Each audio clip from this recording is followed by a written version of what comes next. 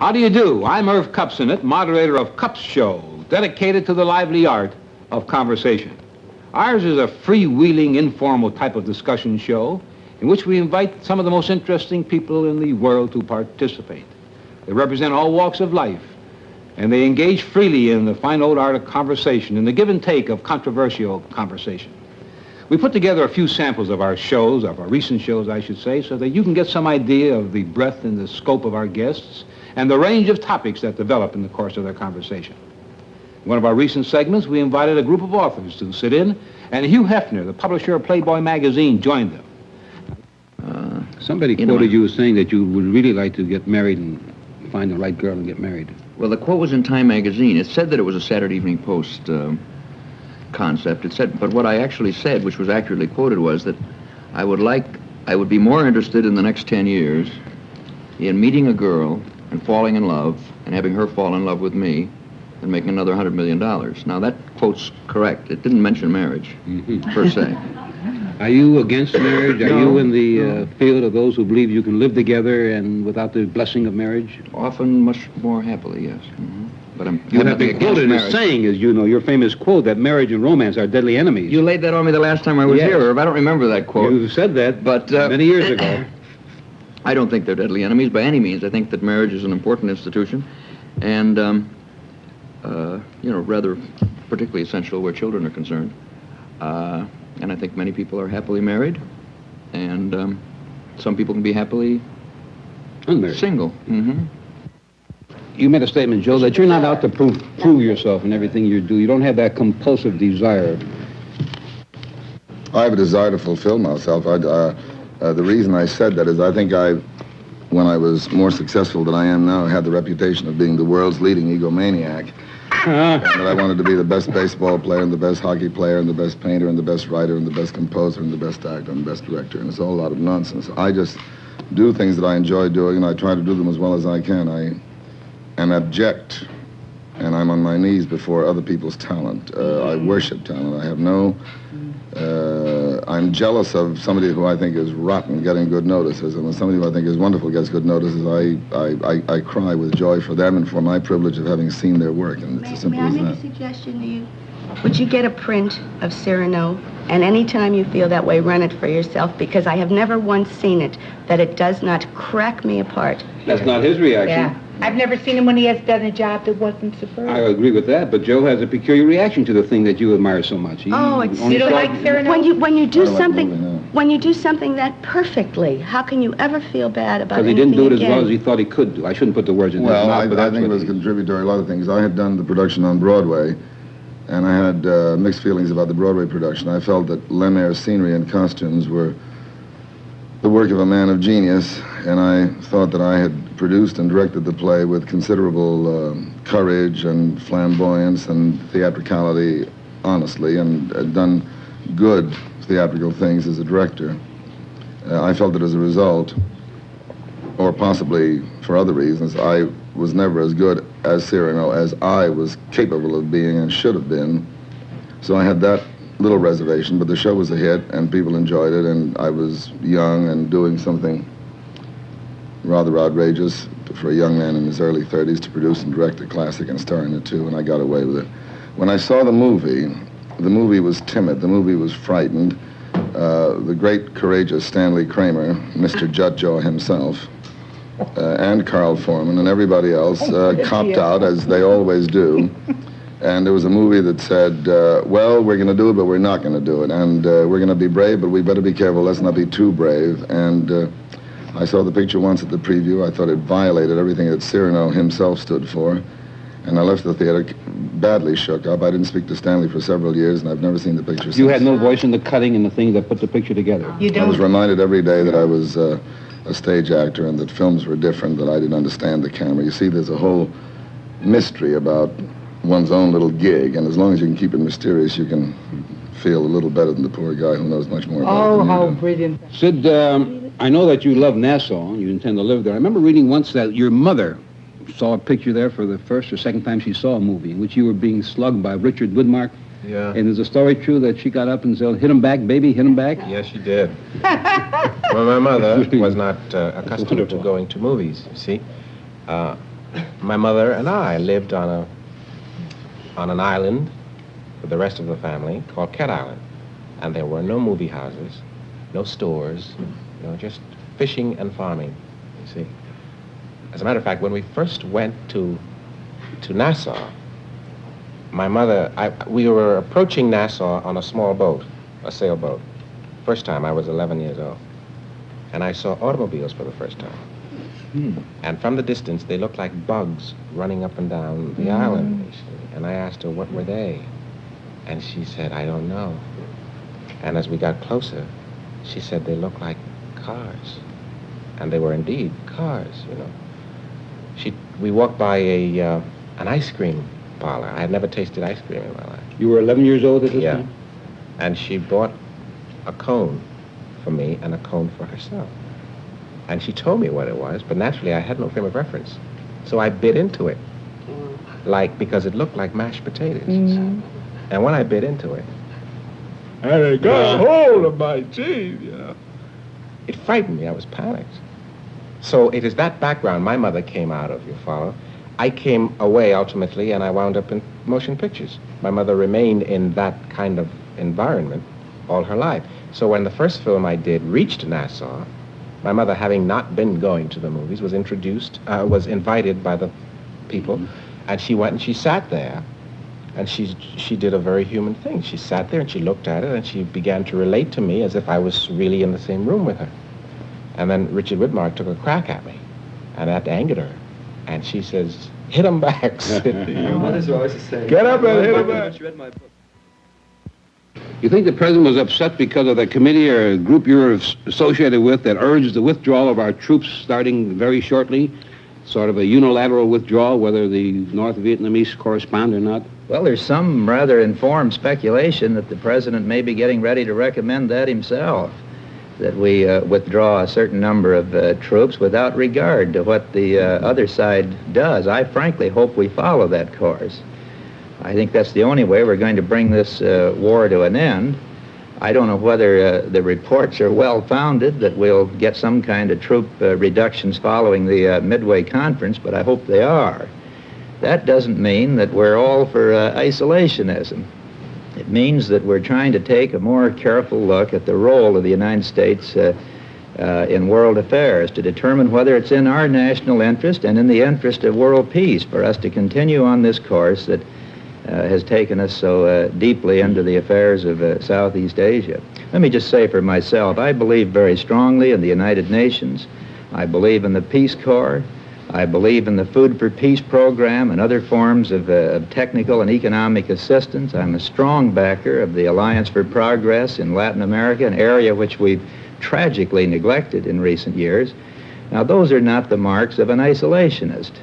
The same would be true with Senator Fulbright, the author of the Fulbright Fellowship and Scholarship Program that has sent young people all over the world and has brought others to this country. These are not isolationist qualities. It's a question of how we can best approach our role in the world, and let's not start throwing these labels around when we may raise some questions about the present policies.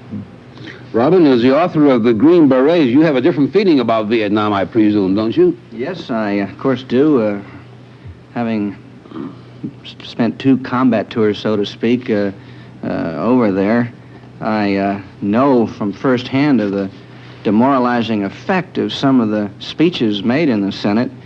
A very good friend of mine was a prisoner of the Viet Cong for 5 years. He escaped about 3 or 4 months ago, Major Rowe. You may have heard about him. Major Rowe is hard at work now writing the book, the story of his incarceration by the communist Viet Cong. And the most devastating weapon used against him, which broke all the other men down, they defected in a way and were released. He was the only one that was not released. He escaped. Were the Senate speeches read over and over again by Senator McGovern, Senator Fulbright, Senator Robert Kennedy. These speeches were read to them, and if they would say, yes, I agree with this, and sign it, they would have been released from the prison camps. Rowe was the only one that refused to sign.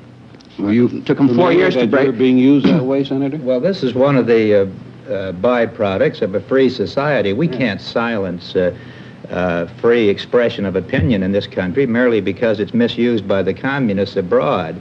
If we start dictating our conduct in this country on the basis of what reactions are going to be by the communist enemy abroad, we are in sad shape. And I just hope that this country never becomes so blindly involved in a conflict abroad that we think it's worth sacrificing freedom here at home. But what my point was is that our grandmothers and all their mothers of the past found a good deal of satisfaction in housework. And housework was a very demanding thing. Women in the old days were the industrialists of society. They did all the weaving, all the spinning, all the processing of the food, all the cooking, all the sewing. They ran nurseries. The home was a hospital. It was an old people's rest home. The housewife of old was a very busy person. As the Bible noted, her price was far above rubies. Well, owing to the technological revolution, she has become unemployed. Who washes the baby's diapers now? A laundry company. Who processes the foods? Manufacturers. And she has lost a good deal of esteem for housewifely attainments. And in fact, she doesn't have to have them to get a husband. So consequently, I said that at a moment when women are free of housework, much more free than they were in the past, not altogether free, but much more free, to study, to enter the professions, right, to earn their own living at this very moment, an unfortunate thing has happened, and that is the takeover of women by the advertising world, which is turning her at the very moment when she could be concerning herself with being a person into becoming a sex object. In fact, the television is doing to the ordinary woman what the movies did only to the stars in times past. But isn't it possible that part of it is that we just live in a more outspoken society, that our grandparents did not discuss sex in public? In other words, this is all, for instance, this discussion that we have here with naming sex, even 10, 12 years ago, he wouldn't have permitted it on his show. It is, you see, we talk freer, but basically, is there really so much difference between a woman who washes the laundry in a modern washer and dryer, which is easier, but she still is concerned with it, or has a more modern kitchen, but still all the housework, which is easier. It is also easier to ride in an automobile than to keep horses. You see, everything is easier because of technological achievement. But still, I think that sex and all that is just being discussed more than before, but it was always there. I'm afraid, Otto, that you don't, perhaps you do realize the enormous implications and consequences of, you've been discussing the Industrial Revolution.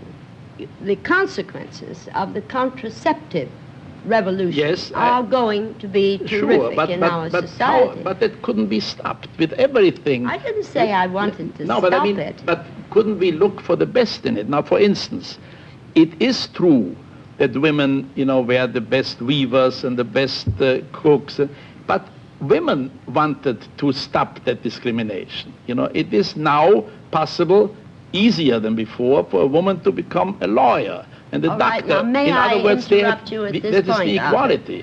Years past, I tried to interrupt you, not too successfully. May I now? I'm easily interrupted. First of all, I love to listen to you much more than even to listen to myself. My husband used to say to me all the time, "Dear, will you stop talking while I'm interrupting?" Be home. Do you have any concern about doing political jokes now in view of the CBS attitude toward Tommy Smothers? You don't feel that anything will happen at NBC that'll be comparable? I don't think so. I'm not worried about anybody. You give a lot of inspiration to other comedians, whether you know this or not, Bob, by your ability to take off on these big figures. And other comedians say, if Bob Hope can do it, why can't we do it? That's good for the... Well, as a matter of fact, it's more, if I might interject here, Cup, it's it's more than inspiration. It's a license. I don't know if you want that, but it's true, Bob. Really, it's a license. Then I can always, if I ever have any difficulty, I can always say, "Hey, look," you know, and that means blame it on Bob. That's the climate.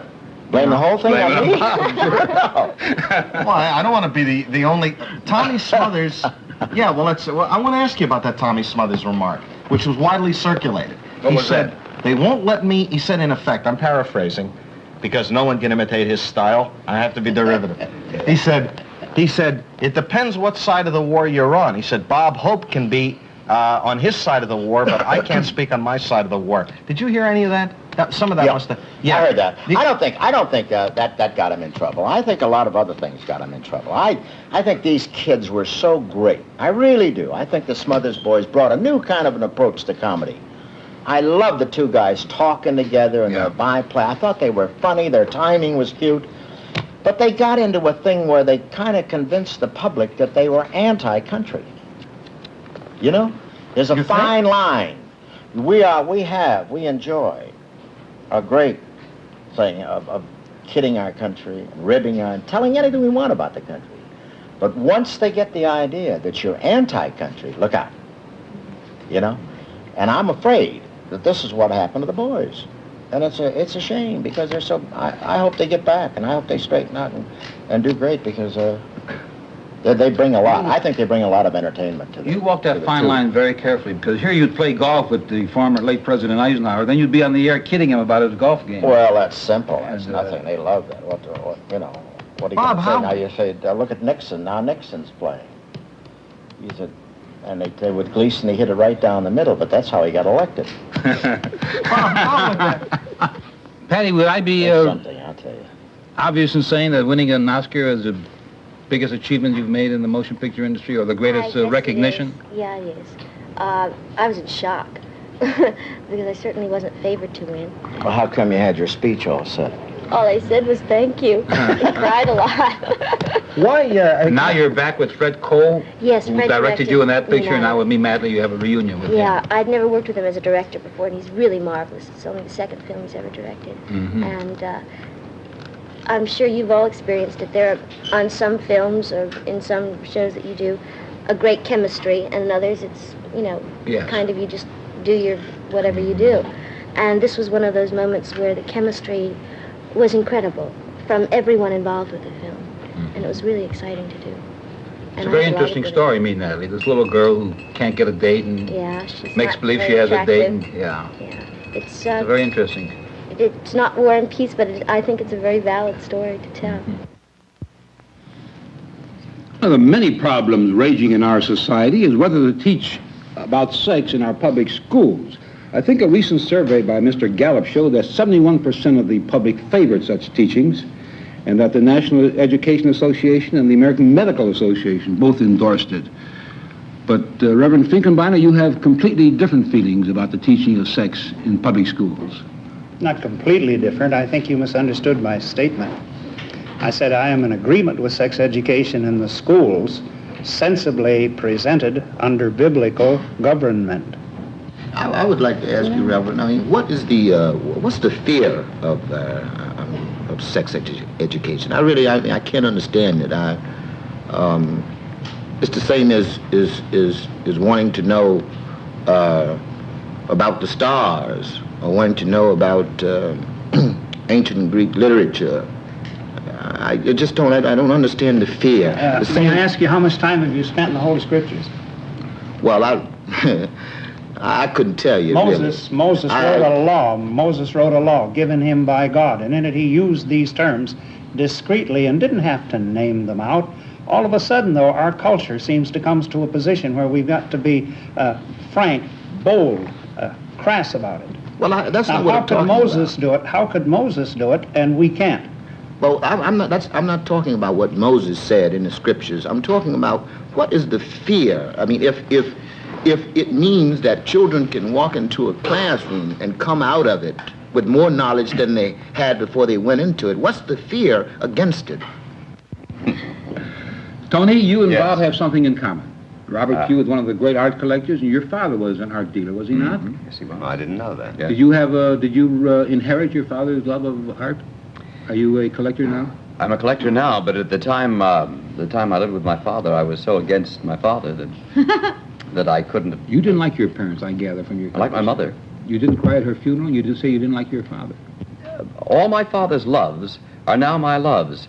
He was insane about the opera, for instance, and when I was a young man, you couldn't drag me to the opera. And now I found out it's pretty good, and maybe he was right. And I wasn't interested in anything that hung on a wall, because my father sold paintings. And now, that's my life, looking at paintings. Isn't that... Yeah. That's remarkable. I just resisted it for so long. Yeah. Now, that's not unusual, you know. No, Not unusual at all. That's the common story. Right. Is he still alive? No, he died when I was 19. What about the art world today? Let me ask you first. You had known Pablo Picasso. You visited him, as I recall, some time ago. What's your expert opinion on the Picasso sculpture in Chicago? I told you that I like that very much. I know Chicago sometimes doesn't much There's care a mixed for it. reaction Do you know to what it. it is?